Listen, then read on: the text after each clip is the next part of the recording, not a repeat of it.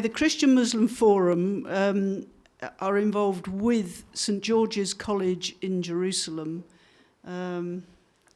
putting this course together.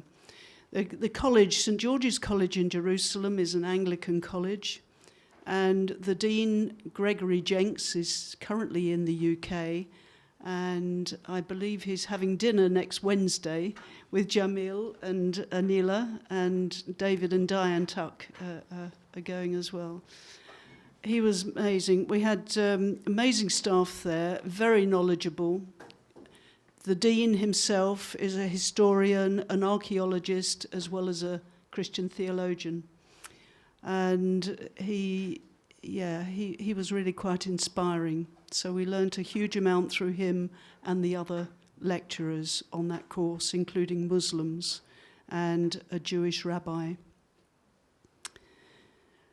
So there were 8 Muslims and 8 Christians on the course, and most of us sort of worked together in a local context. So there were imams and clergy, for instance, working together in places like Manchester, Birmingham, in Kingston, and so on. It was led by the Bishop of Kingston, a Christian. And the idea was that we should go to this holy place of Jerusalem, which is so special to the 3 Abrahamic faiths of Islam and Christianity and Judaism. The course that we were on was majoring on Muslim Christian, but next year there's going to be a Jewish Christian course and another Muslim Christian course. So to put the 3 together, I think, would have been quite complex. And the idea was that we should experience these places together, these holy places, these holy sites, where we have a shared history, a shared interest, a spiritual connection, and talk together, share experiences, and learn about one another's faiths and practices. And I can say that we did that very well. So this is the group, 8 Christians, 8 Muslims, plus a local sheikh who was instrumental in putting the course together 2 years ago. This is the 3rd time they've had this course, and he came and lectured to us on one occasion. And he's the one in the very fine robes in the middle, with alongside the Bishop of Kingston, who's in purple and a round collar.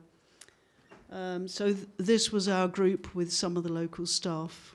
Okay.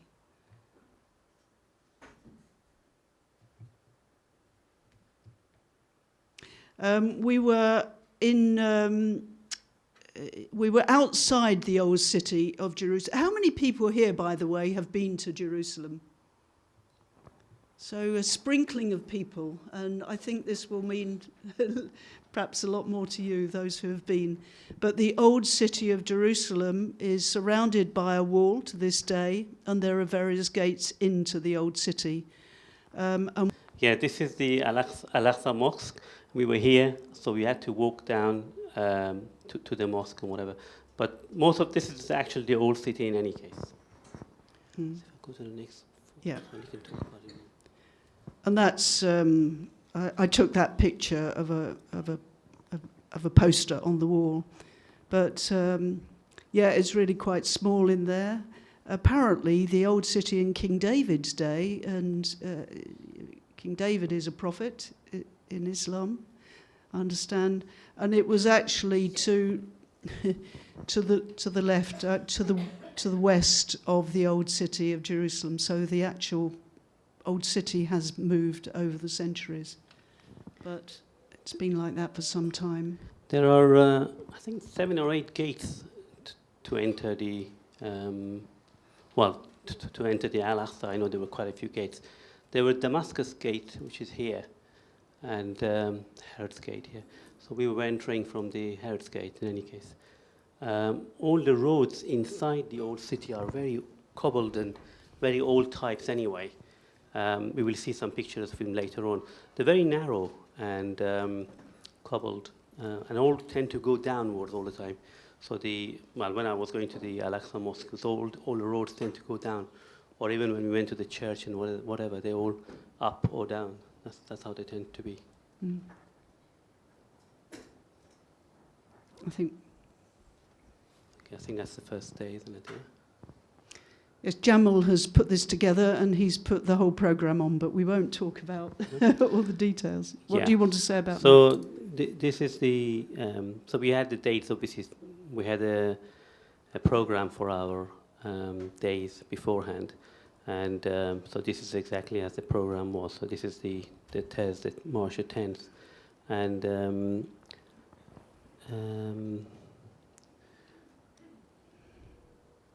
I think we just show the pictures. Okay, fair enough. Yeah.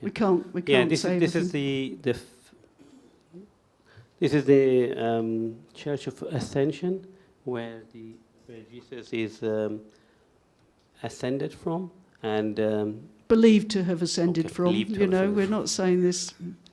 And this is the picture in the middle is meant to be a footprint, but I think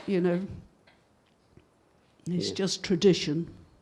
Yeah, the bit here is actually taken it's the inside of it, the round part of it inside, and this is obviously here. Okay, that's as far as I'm going to say about that one. This is looking at Jerusalem, the old city, from the Mount of Olives, looking across the Kidron Valley towards the old city. And you can just make out the dome of the rock, which is, you will all know, well, our Muslim friends will know, and a very special place that we were able to visit later in the week.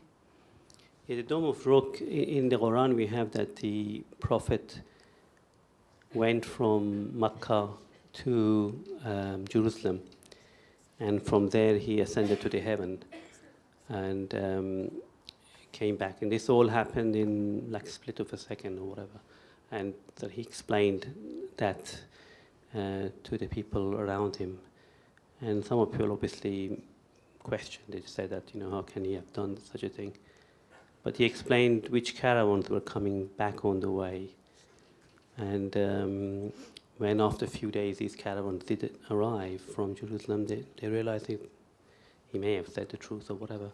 So that's the story as far as the significance of the Jerusalem to the Muslims is concerned. And the Masjid al-Aqsa is where the mosque was put up in that area, in that surrounding. There are two mosques in any case. One is the Golden Dome one, and one is another one. That's called Dome of Rock, and there's one next to it, which is Masjid al-Aqsa, that one there. So they haven't done the shining bit on top of it yet. It's King of Jordan who normally pays for these things in any case, and spends the money to do that.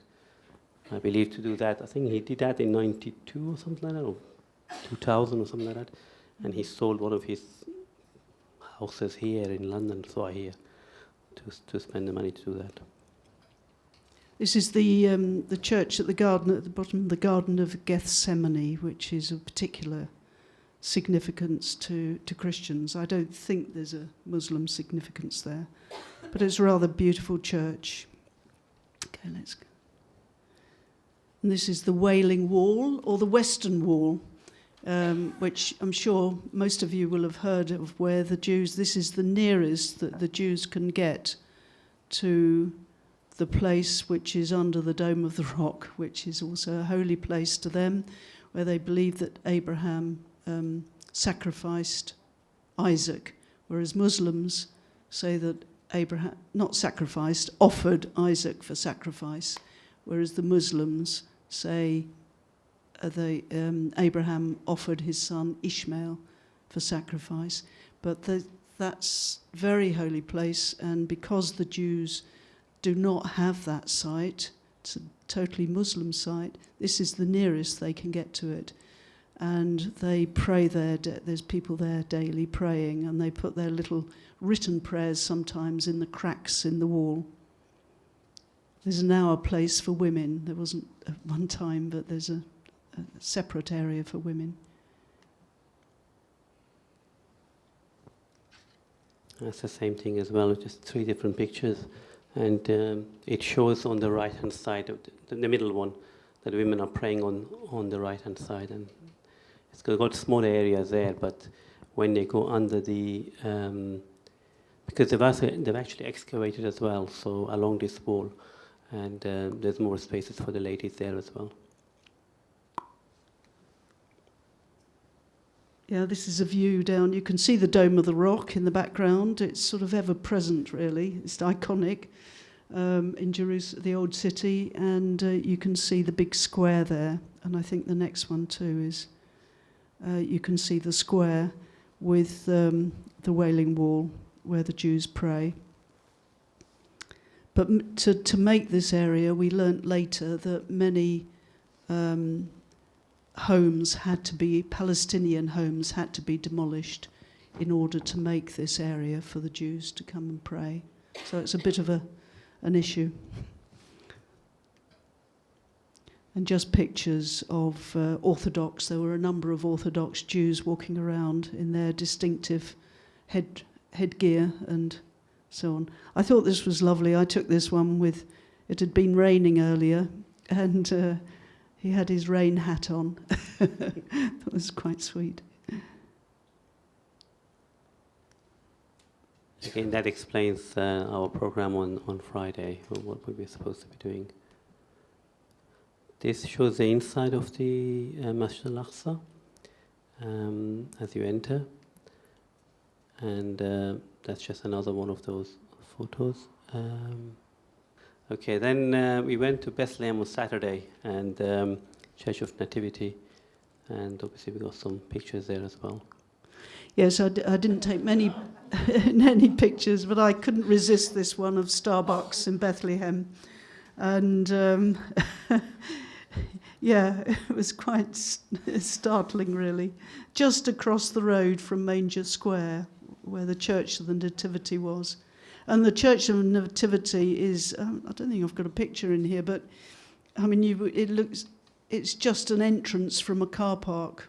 Not very special, although inside is different. Okay, and this is the manager of Starbucks, and behind him a picture of his father. So you can see, you know, he was from the traditional Arab family. I talked to him, and he said that many of his friends had left Bethlehem because life there is too difficult. He himself runs that and also has a tourist gift shop, but he wasn't going to be able to pay his electricity bill next month because the tourists tend to be brought in a bus, taken to the holy sites, and then they're just taken away again, and they don't spend the money. And of course, there's very little trade coming in and out because Bethlehem and the surrounding area is surrounded by a dividing wall. I haven't got a picture of that because we sort of were whisked through in a bus. And it's quite contentious. He said that although he lives only a few miles from the coast, he hadn't been to the sea, to the coast, since he was a boy, and is not allowed just to go where he likes. But he said, I belong here, I'm from Bethlehem, and this is my home, and I'm going to stay here. But it is very tough.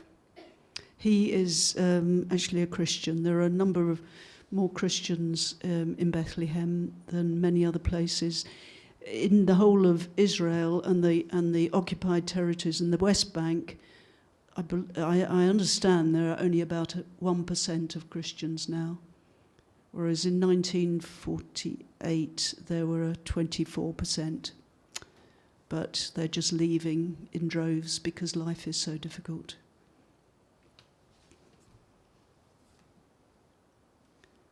That's just the roads there. Again, that was a video, but I don't know how the video plays. That shows the wall. Oh, he's got the wall. Oh, Yeah. I didn't know. Yeah. We've got a mixture of our pictures. Yeah, this is from the bus that we were traveling in. I just took a picture of the wall. What actually happens is we could travel between it. It wasn't a big deal for us because we were foreigners, so to speak. and but the Palestinians, they'd have to pass through a different kind of exit, and they're given time that they have to come back by. So if they don't get back in time, next time they might give them difficulty. So they have to come back. So when they go, they have to come back at a particular time. And they can't stay the night in sort of mainland Israel, so to speak. The students who we saw later on as well had the same issues, so did the teachers, the people who used to work in the We're going to talk about that later. Okay, fair enough, yeah. That's the church. Okay, yeah. That's inside inside the the church, yeah. Inside the church in Bethlehem.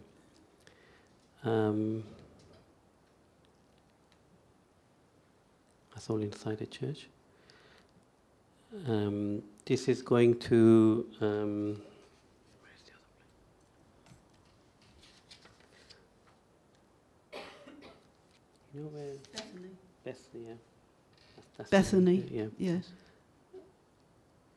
It's where they anointed, Mary anointed Christ.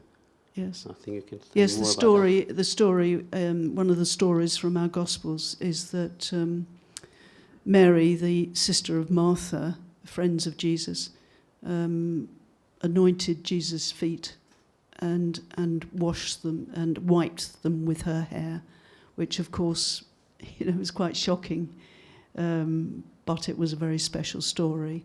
And her brother Lazarus died, and Jesus came and raised Lazarus from the dead. So there's a church to commemorate Lazarus and also Martha and Mary, friends of Jesus. Bethany is just a few miles from Bethlehem. Yeah, it just says the same thing, I think. Is this another? Yeah, that's right. He was the one who was brought back to life.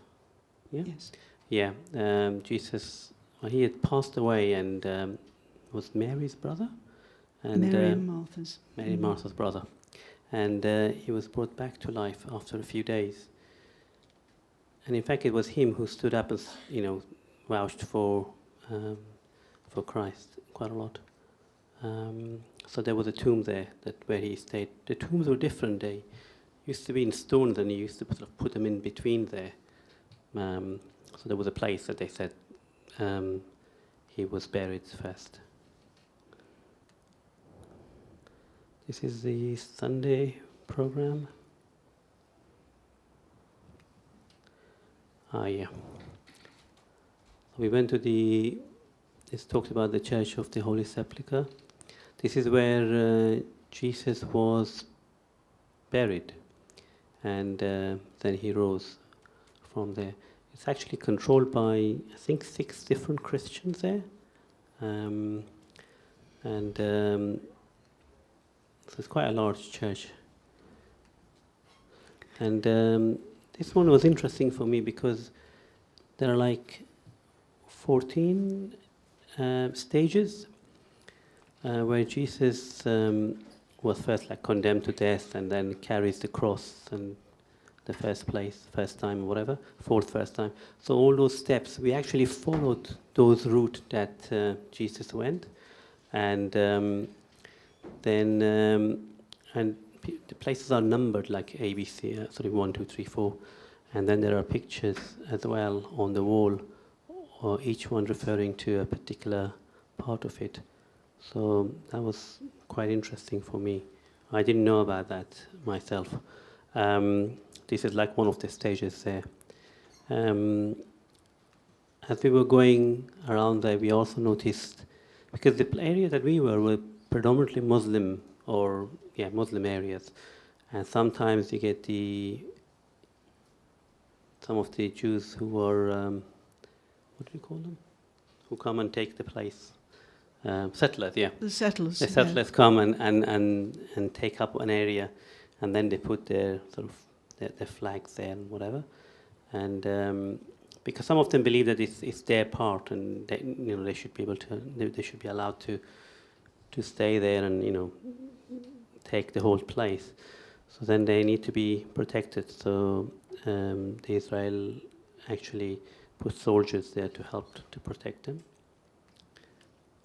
So this is like one of the areas. This is number 9, area 9. So they're all numbered like that. So you could see and you can go continue going there. And this is the, I think, the Holy Sepulchre Church from outside. Or they've got different entrances anyway. And next to it is Mosque of Omar. The story goes that when Omar actually took over Jerusalem at his time, he was shown and he was told he could pray in the mosque of the Church of Sepulchre, but he decided that he wouldn't, so he would go somewhere else because he said otherwise the Muslims might just take it over or whatever. So then he prayed somewhere else and they made a mosque there, Mosque of Omar. And then that's where we sort of prayed as well. Okay, this is the inside of the Church of Sepulchre. It's quite dark inside, and they have different systems. There are a lot of candles and a lot of oud. What's oud? Incense. A lot of incense there, and there's a lot of prayers and whatever going on. This was interesting because this is where they said they laid down Jesus there, and the people come and they pray there, and even I think Russian Christians and Greek Christians, they bring their kafan, their shroud, and they put it around on it, so to bless it. So I thought there was a lot of similarity there between the Muslims and the Christians in here. So you sort of see that thing. This is the actual entrance to the place where Jesus was placed down there, placed once he died. Actually, this. Okay, this one. Sorry. Actually, that is from Bethlehem. Yeah, it's misplaced there. This is one of our group kneeling down to touch the spot where it is believed, the nearest spot believed where Jesus was born. Right. So that was actually from Bethlehem. Okay, this is going back again to the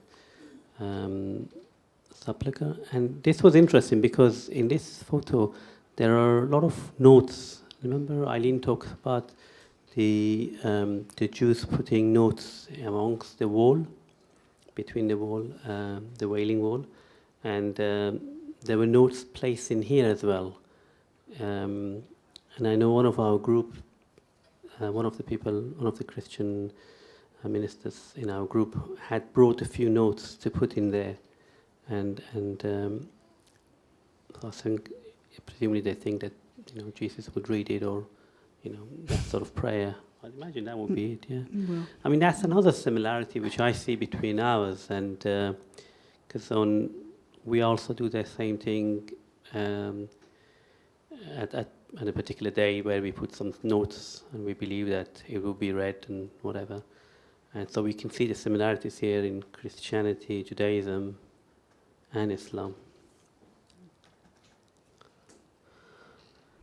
This is the narrow road which I spoke about in the on the way to the Haram, and this is again inside of the Haram on the top. This is inside the Dome of the Rock. That's right. Inside yeah, Dome of the when he Rock. says the Haram, it's the Dome of the Rock. Yeah, that one is actually the Haram, the Masjid al-Aqsa, but this one is Dome of the Rock, quite correctly. Yeah. It's quite colourful. And this is taken from inside the Masjid al-Aqsa, the Dome of the Rock. These are the surrounding areas outside. This is the Masjid al-Aqsa from outside. This is inside the Dome of the Rock. Underneath, if you go in the Dome of the Rock, downstairs there is people pray there. And this is the stone that is there. You can see the stone on top. And in fact, the Jews have they said this is the rock on which the Abraham was going to sacrifice Isaac. Is that correct? That's what the lady there told us, that this is what they believe. And they call it a foundation stone, I believe, if that's the word they used. That's another day when we went to Jericho. Yeah. Yeah, we were going to go to Hebron, but there'd been an incident there early in the morning when there'd been a shooting. And so there were very, very, quite a lot of nerves around, obviously quite anxious. And it was decided to change the plan. We couldn't go to Hebron, so we went to Jericho. And this is the palace of Hashim, I think it's called. Hisham bin Malik, the Umayyad. I can't remember all the history of that, never mind. Let's go on. But there were rather nice remains there. It was a nice place to visit. And this is the Tree of Life, which is quite iconic, and you might have seen a picture of this in the ruins there. Jamil, well, let them see that.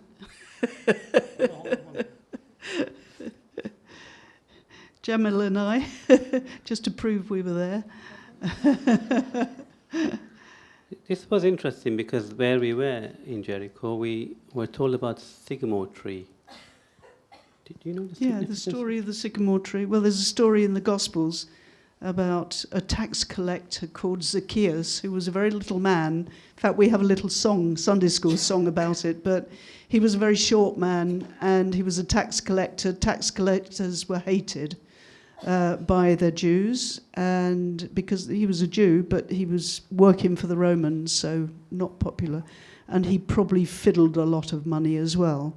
And anyway, he knew Jesus was coming into town, into Jericho, and because he was so small, in order to get a good look of him, he climbed the sycamore tree. And Jesus stopped under the sycamore tree and looked up at him and said, "Zacchaeus, please come down, because I want to go to your house for tea." And in fact, he was just bowled over by the love that Jesus showed him.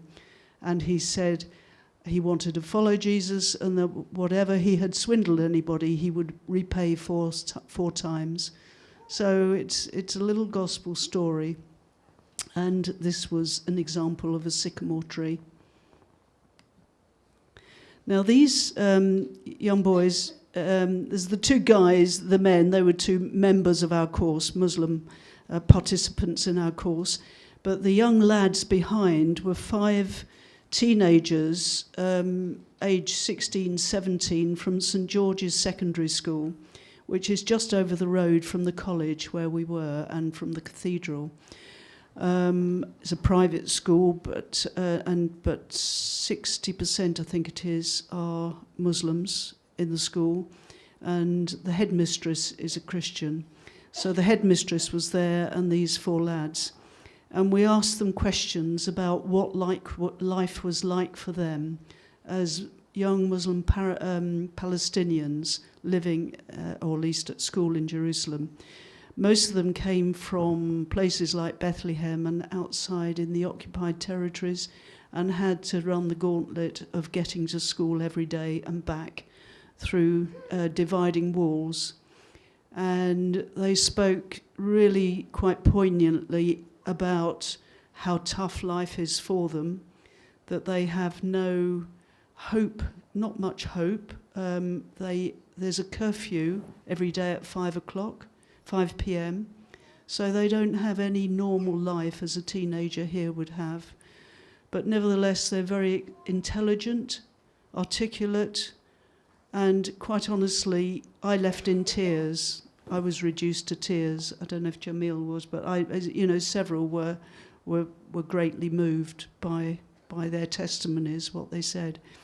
We asked them about, did they have Christian friends? And they said, well, yes, of course, we're all the same. And it was clear from them that Christians and Muslims were lived and did everything together in complete harmony. And one of the lads said, actually, one of my friends, I only learnt after 3 years that he was a Christian. And, you know, it's not an issue. It's not an issue there with them. So their hope is to get a scholarship and a bursary to go to America or to the UK. And there are such bursaries, I think quite generous ones around, not least, and the Israeli government doesn't deter that because, of course, their thinking is if these bright young things can go to the UK, US, or wherever, they might not want to come back. All these young lads said they wanted to. They wanted to go, become doctors, lawyers, and so on, and they would want to come back to their homeland. But of course, the reality might kick in the event, and they might not. Who knows? I don't know. But it's very, very sad.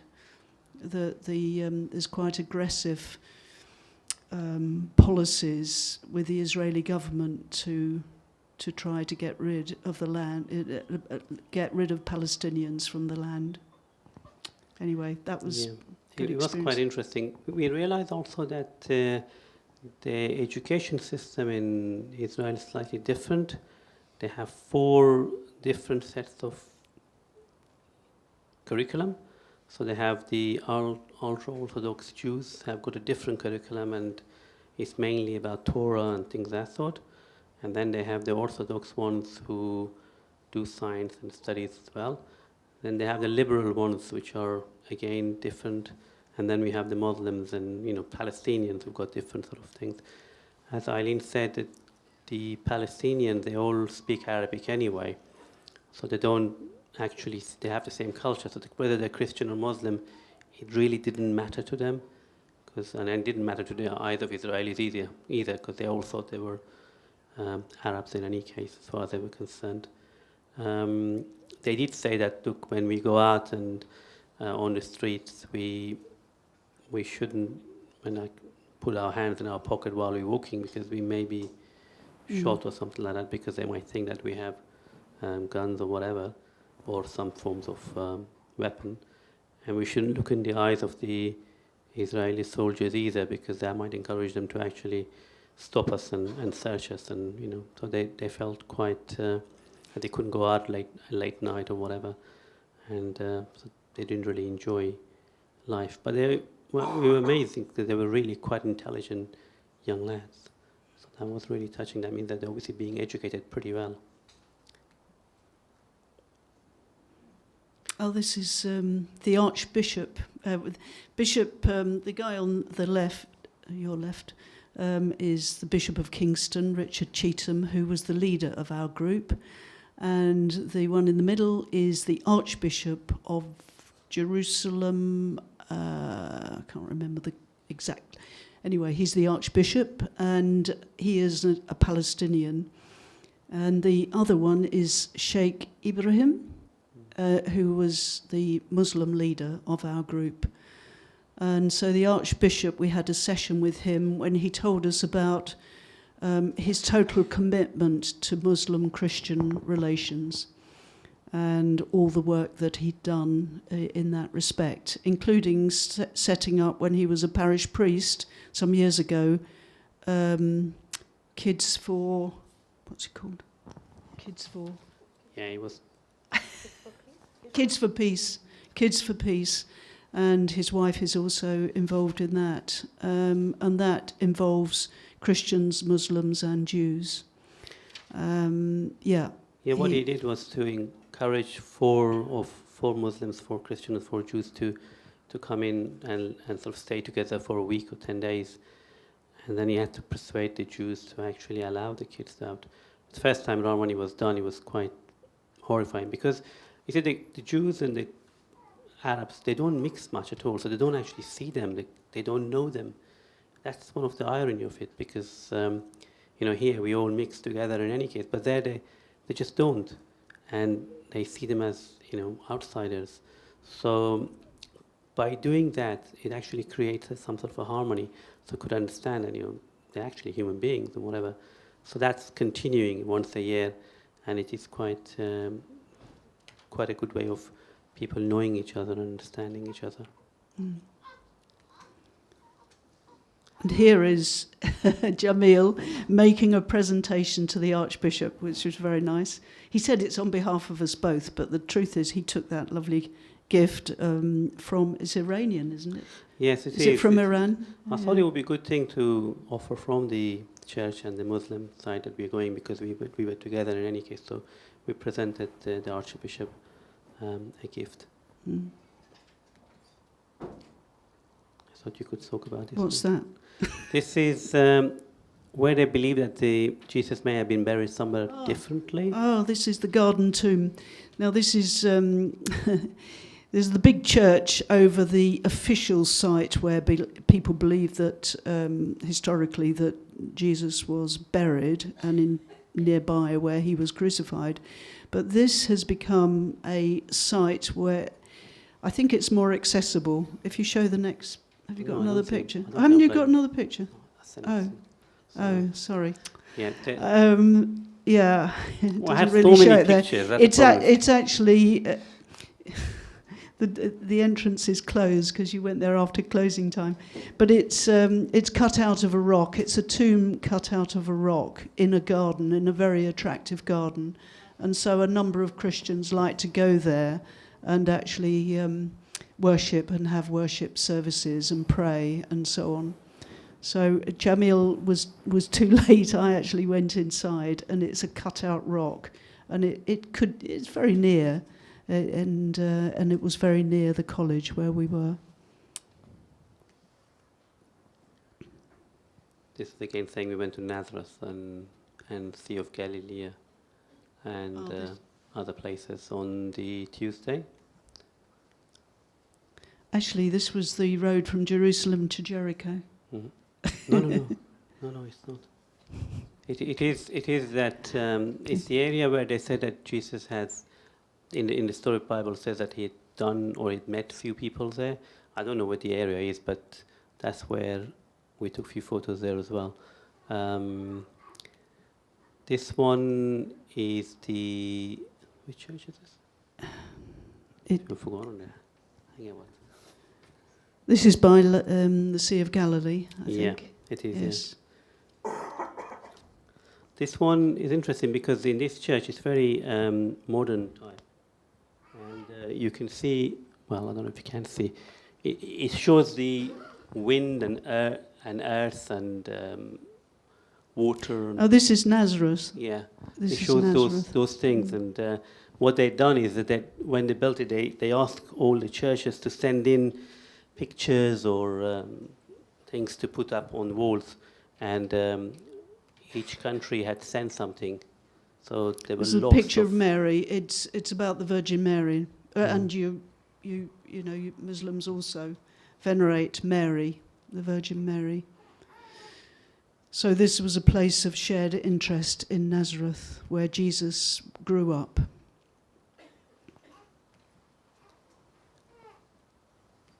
And this is outside.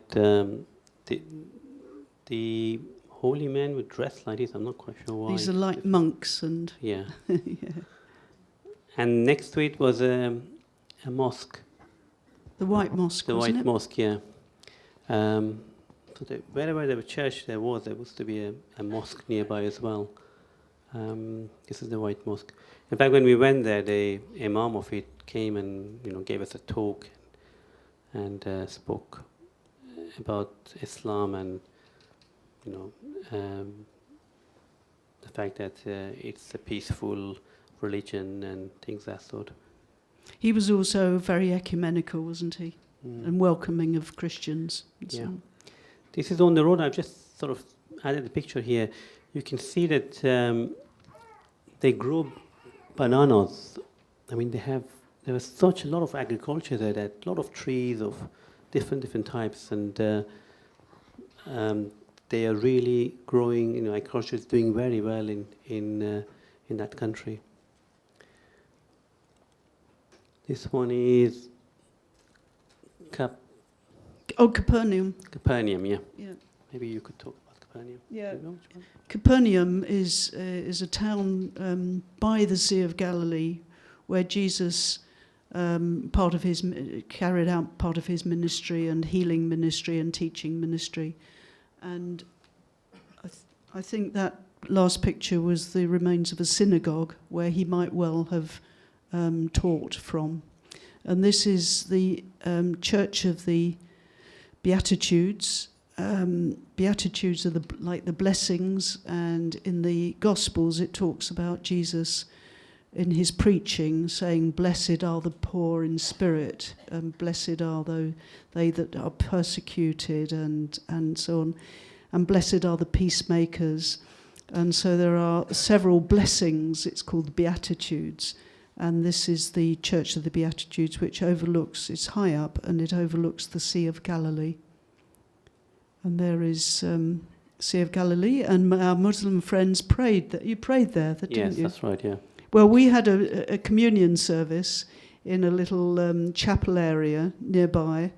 Our Muslim friends went and by the sea and prayed, prayed there. Okay, let's just say that we know that the program was on Wednesday. Mm-hmm.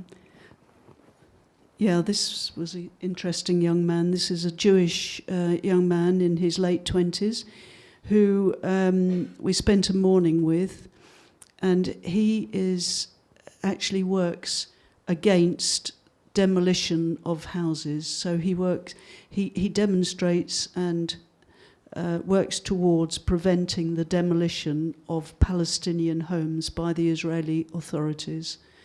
And so he's very brave. He took us to this site. We couldn't go inside, but it's, I remember the name, it's quite a famous place, that in 1948 it was a village where there was a horrible massacre, where the people had been assured that the authorities would not come in to and harm them, but in fact that happened. They were unarmed, and there was a horrible massacre. It's now there are some of the houses still intact, but it's been changed into a mental hospital. And he said to us, "I could get you in if I'd pretended that you were all medical people, but I didn't think you would want me to lie." So we said, "No, probably not." So we had to he just talked about it outside looking in. But yeah, very lovely, interesting young man. We said, why? Because we also went that day to the Holocaust Museum, which was hugely poignant. And of course, you're reminded again how much the Jews have suffered, particularly, this was about during the Second World War, and terrible suffering.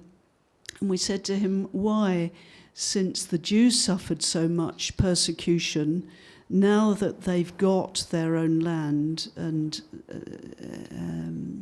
authority, why do they treat the Palestinians so badly? And he said, well, it's a bit, I'm always being asked that, but he said it's a bit like the class bully. If you're bullied, often you then go on to bully. And if you're persecuted, you go on to persecute. I mean, that doesn't always happen, of course, but it's an explanation of why this is happening. But it is very, very sad, that here you see the terrible suffering that they've endured, and you can only feel sorry, but you feel equally sorry for the Palestinians who are really having a tough time.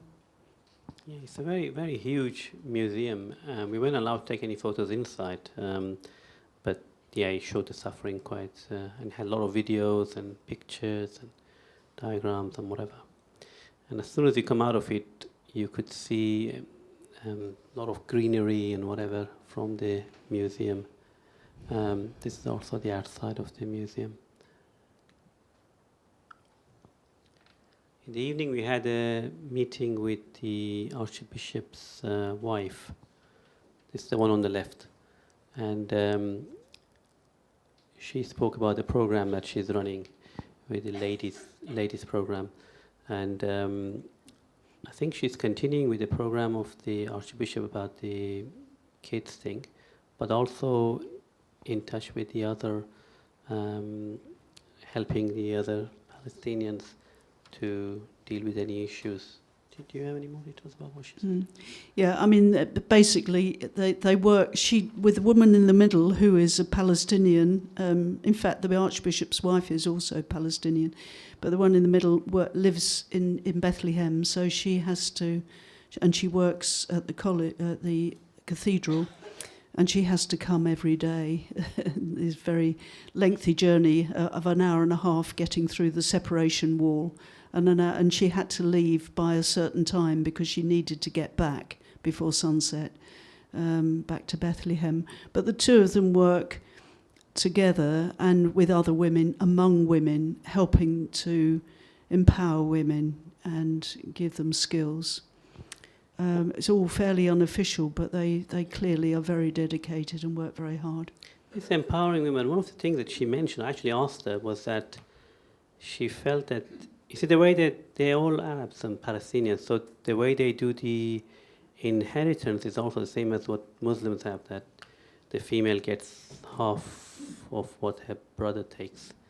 And she was saying that the women in Palestine are encouraged or discouraged to take any inheritance, and she was sort of trying adamantly to encourage women to actually have their right. So that was quite interesting to see that the Christian Palestinians were taking the same way as the Muslims ruling on the inheritance was. This is on the Thursday, the plan there. We went to the Mosque, Haram al-Sharif, and then there was a reception at the end. So these are some photos of I think this is the Damascus Gate, that is. Yeah. And that one is also the Damascus Gate in the evening sun. And some of the narrow streets inside. And I love that. I took that one of the T-shirt. Someone who loves me very much went to Jerusalem and got me this T-shirt. Thought that was fun. Oh, this is me. Yeah, we were and given Greg, certificates. The Dean, Greg Jenks. Yes, we were each given a certificate that we have completed this course. I think we passed it. I don't think there was an exam, but but that's Greg Jenks, the Dean, and he's Australian, very good guy. So again, we presented them with some gifts, and also to Ibrahim Mugra and to Bishop Richard. Oops. What's happening? And to Rodney, who is an American and is the course director.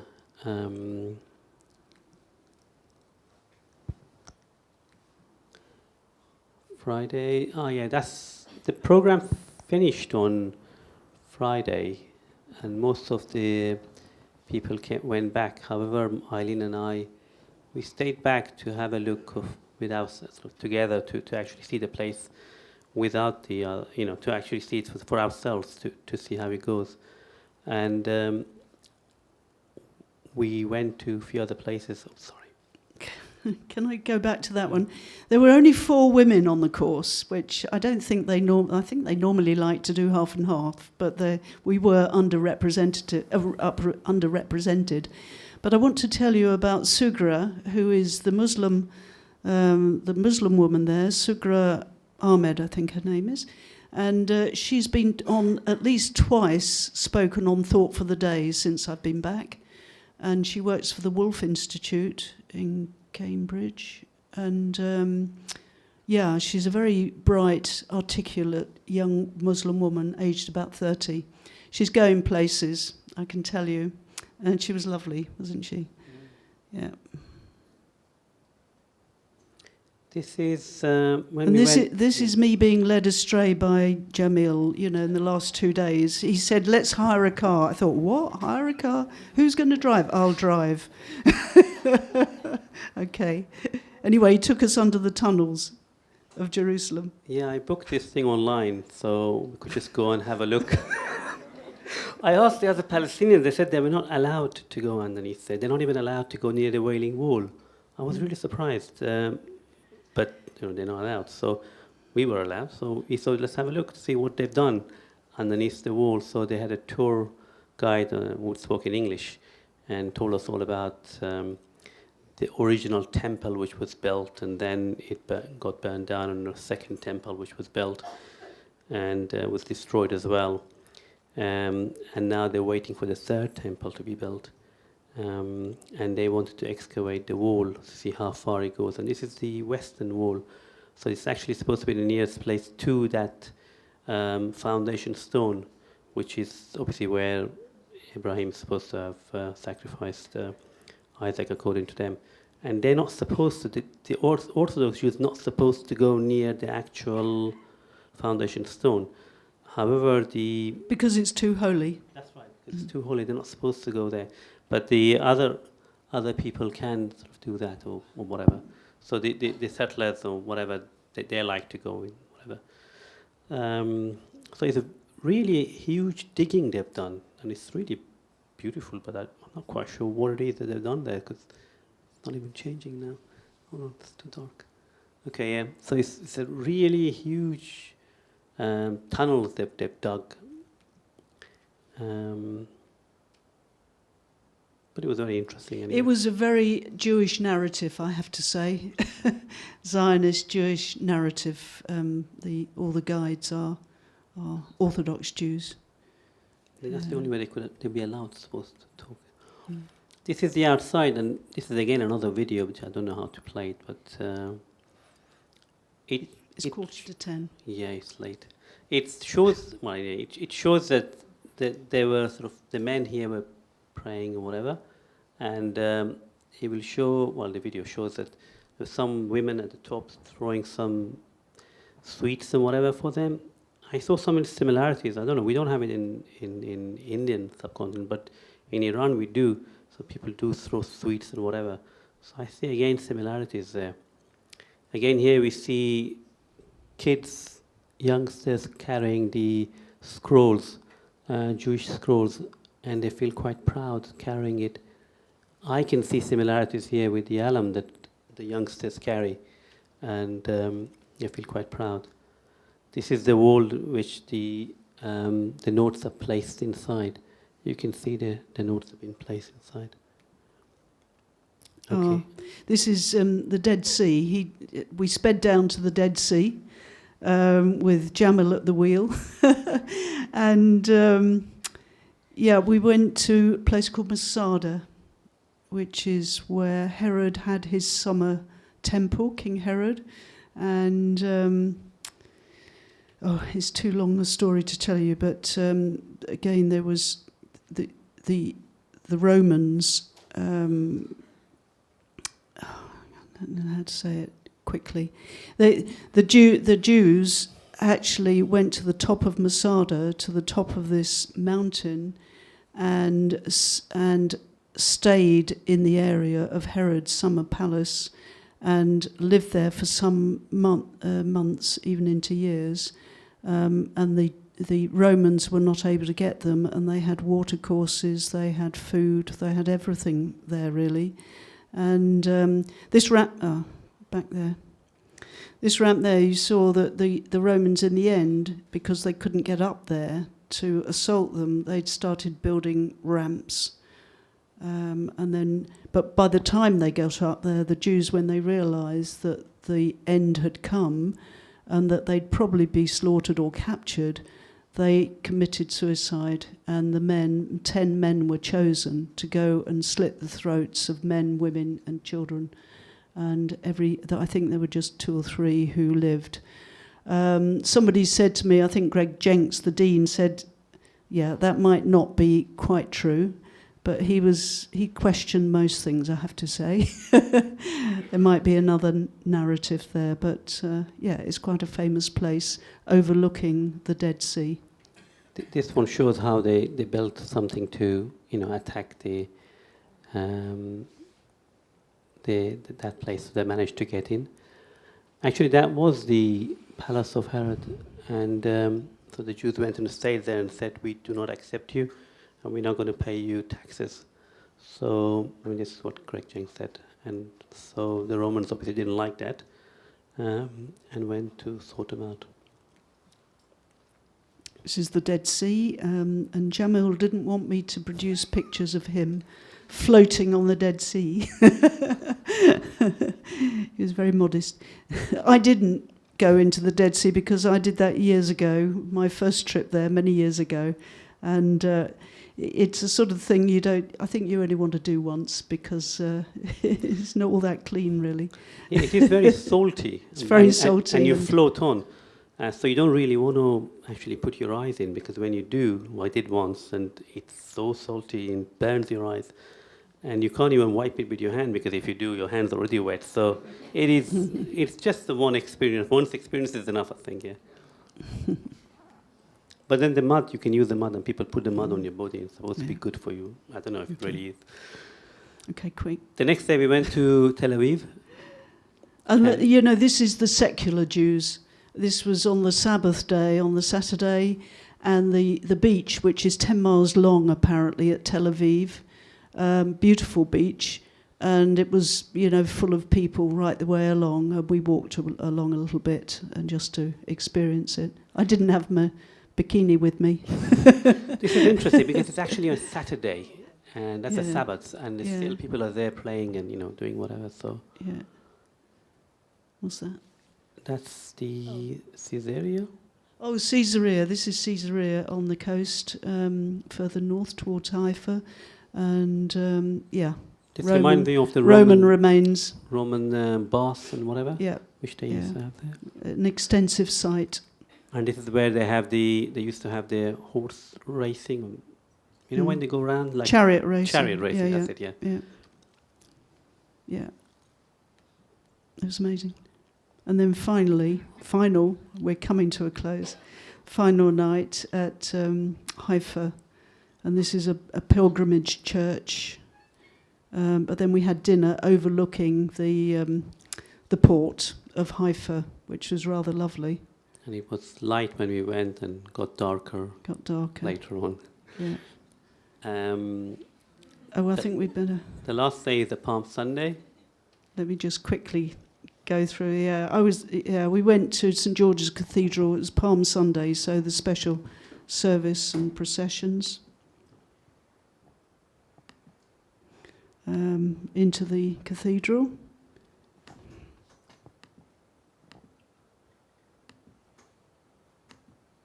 Carrying the palms. It's to commemorate when Jesus, we say in the Gospels, went in on a donkey into Jerusalem. And the people put palm leaves down on the road and shouted Hosanna to the Son of David. And so it was a special day, Palm Sunday. Okay. Sorry, that's very long. You can tell we haven't practiced this. Thank you. I think we've got some time for questions, so we'll switch on the lights for the questions.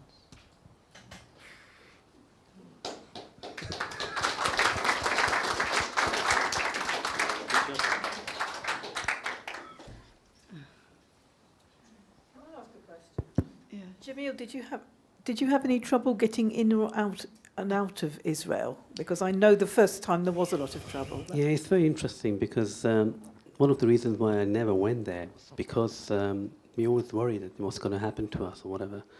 But I was there with Eileen, and I had absolutely no problem going in or coming out. In fact, moreover, because I was born in Iran, and my passport actually says, and they asked me, where is this Khorramshahr? And I said, it's Iran. I said, okay, go. And I was really surprised. I think the youngsters, when we went in our group, there were a few who were younger. Yeah, they were stopped. They were stopped. And some of them, in fact, when we were going in, we had to wait 4 hours in the airport for them to come out, because they were being interviewed and questioned and whatever. One of them was a police officer. He was questioned and was saying, what kind of police officer you are? And the other one, if they were young, they were questioned. I think sometimes you're blessed if you're older. Yes, they went through it, and yes, the police, because I was a police officer for 36 years in the Met Police, so that's my background, and it was very exciting that one of the young men there is a sergeant in the City of London Police, and but he was quite shaken, and he was really annoyed because he said it was stupid questioning, And what we were told was that, yeah, the younger ones get a really hard time, and partly it's to put people off wanting to go again. It's very sad. It's very sad. So he was quite shaken, but he wants to be involved. He's involved in community cohesion for the City of London Police, and he's going to invite me and for me to maybe getting involved in one or two of their enterprises. Yeah, so that was nice. Some of them had difficulty when they're coming out as well. They were again questioned. That's another. In fact, even Bishop Richard, he was questioned for an hour just when he was coming out, because maybe they don't like them to come in. Even though we had letters of invitation that they'd been in touch with the Israeli embassy, everything was meant to smooth our passage, but still, those on duty, if they want to stop you and question you, nobody can do anything about it. Anyway. Good evening. I went to Jerusalem in 1965, and I went to Jericho and Bethlehem, and I had swum in the Dead Sea as well. And I went to the Wailing Wall, and I went to all of those places because that was before Israel occupied all those lands. But I was in a British group from London to India, going there to over 200 students in 5 coaches, so they wouldn't touch me. Anyway, I enjoyed there, but I feel sorry that such an important place, and Israel has occupied them and sealed them for the general visitors. And they celebrate Holocaust, but they have themselves now killed more Muslims over there in that area than the Holocaust itself. So people they're just quiet. America, I know the 4 countries, America, Russia, Britain, and France, have guaranteed the security of Israel. But they have not guaranteed that they are destroying the neighboring countries. So what kind of a principle is this? That you are sacrificing Israel, but destroying all the countries around it. Thank you, Lisa. Thank you. Yeah, thank you very much. Yeah, can I just answer that we had a very interesting talk by Rabbi Michael Rosen, I think his name is, and CBE. He's employed by the British Board of Deputies, but he spoke with great passion about the reason why the Jews felt drawn to Jerusalem and the importance of Jerusalem and the Holy Land for them to live and to have their own place. But I would say he spoke with equal passion of the need to have a 2-state solution and to allow the Palestinians to have the West Bank and all the lands, including the lands that have been occupied. And he said there has to be a 2-state solution. He said it's unsustainable in the long term. And he's very sad about it, and he is working towards that end. But I think it's a big political issue, which probably we can't get into. After 1,000 years. Well, yeah. I think the demographics says it can't continue, but it is very hard. The reason he's saying it's 2-state, I think he was mentioning, is because there aren't that many Jews, and Muslim numbers seem to be increasing all the time there. So I think he was saying that there needs to be a 2-state solution to take care of that. But the young boys we spoke to want a 1-state solution where they could all live together in harmony. That's what the school boys that we met, that's what they want, 1 state. But Can you share with us, both of you, something of the conversations that I take it you must have had while you were there about Syria? did we? Oh, gosh. David, I don't know if... We spoke about the Golden Heights, that's all we did. I don't know that we did specifically. I mean, there was so much, frankly, to talk about where we were and the places we'd been, and also the state of the Palestinians, and the terrible conditions under which they live and so on. I can't honestly remember that we had specific conversations on Syria. No, we Am I just right? mentioned about the Golan Heights, and when we On were the passing, Golan they Heights, yeah. they said to us, these are the Golan Heights that that we're passing by through, whatever has been captured, because obviously it's much high areas, and that was near the Sea of Galilee, wasn't it? Yeah. But no, there wasn't anything specific other than that. There might have been individual conversations over meal times, because of course meal times were all sorts of conversations going on, and we mixed freely. The other thing I wanted to say was about the wall, because the wall is really long from the other side, but from the Israeli side it doesn't look that way, because they've camouflaged it by putting sand and whatever around it, and then greenery around it, so you can't necessarily see all the places. But from the other end, it's complete, goes all the way. But that's it, really.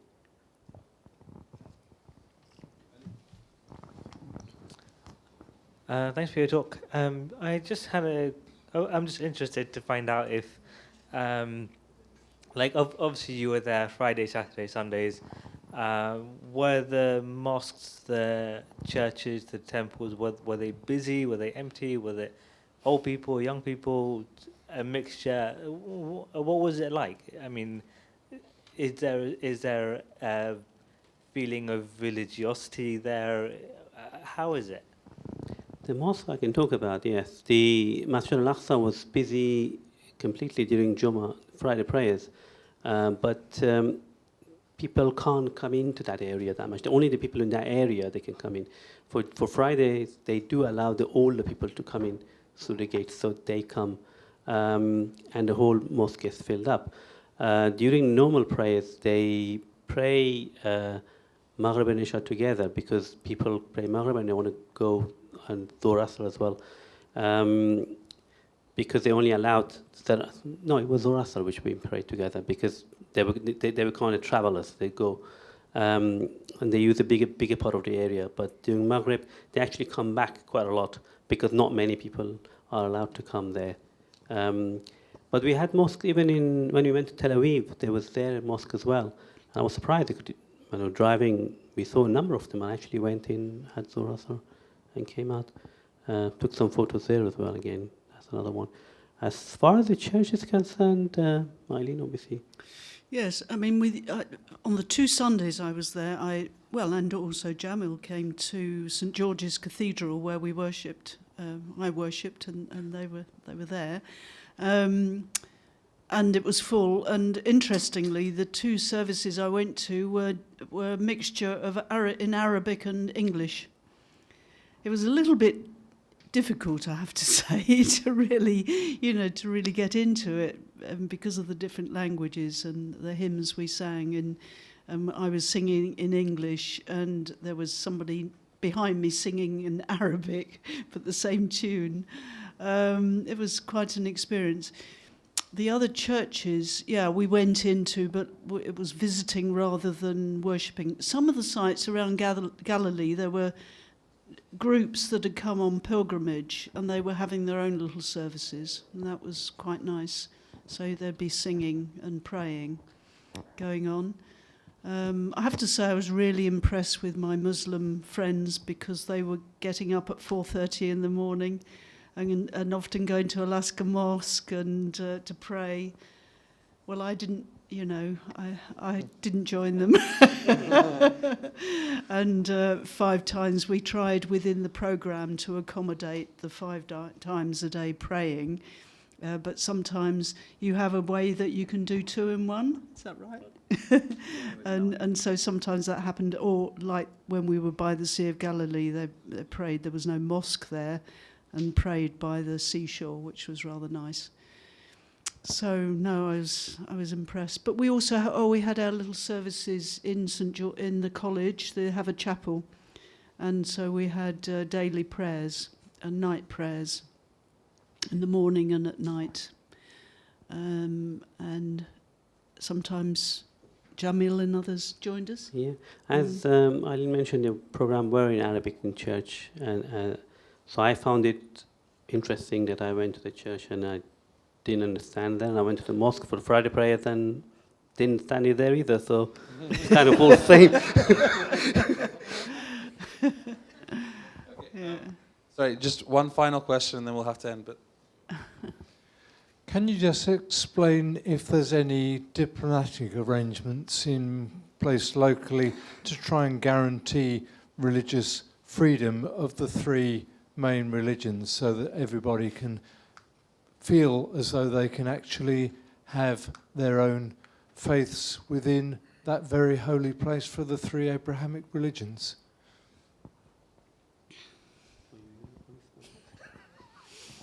I mean, clearly, I don't know what the laws and rules are, but clearly there are these arrangements. Very clear that there seems to be freedom within what's allowed. You know, where the allocated spaces, there's freedom to worship and to carry out their religious duties in those places.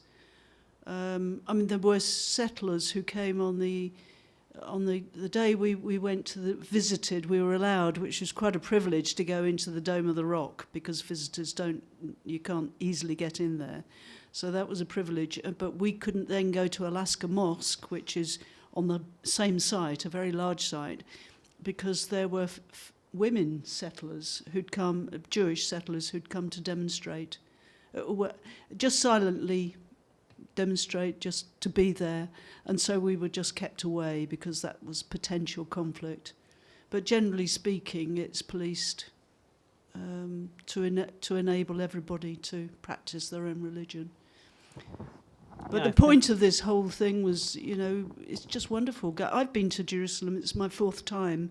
I haven't been for some years, but different scenarios. I even went with a police group, so that was definitely very different. But often you go as Christians, if you go on a pilgrimage, you sort of think of all these places as being essentially Christian places, holy places.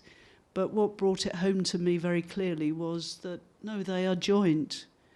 Often the three religions, but in our case, Muslim, Christian. And it was moving, wasn't it? Would you say? It was, I mean, I didn't feel unsafe there at all, so it was quite okay. I was surprised because I saw them going to Israel and going here and there. In fact, later on I realized it was okay. You can even hire a car and drive around, so no problem at all. thank you very much. There are like 3 or 4 more questions, but it's just after 10 o'clock, so we're going to close it here. If it is possible, they're around for a few minutes afterwards. You can ask them questions directly if you'd like. Thank you very much to both Eileen and Jamil for the presentation. Let's thank them with a round of applause.